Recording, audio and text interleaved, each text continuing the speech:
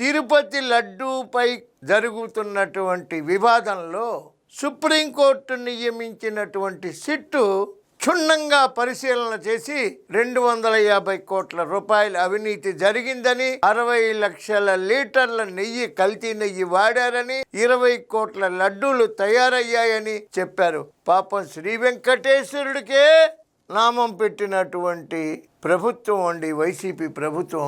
ఒక్కసారి చూడండి, చాలా క్లియర్గా సింథటిక్ గీ వాడారు. అందులో 0% మిల్క్ ఫ్యాట్ ఉంది. పామాయిల్, పామోలిన్, కెమికల్ ఈస్టర్స్ ఉన్నాయి. 250 కోట్ల రూపాయలు అప్రాక్సిమేట్ వాల్యూ. ఇది చక్కగా మీకు అందరికీ అర్థమయ్యే రీతిలో సిట్టు వాళ్ళు ఇచ్చినటువంటి నివేదిక.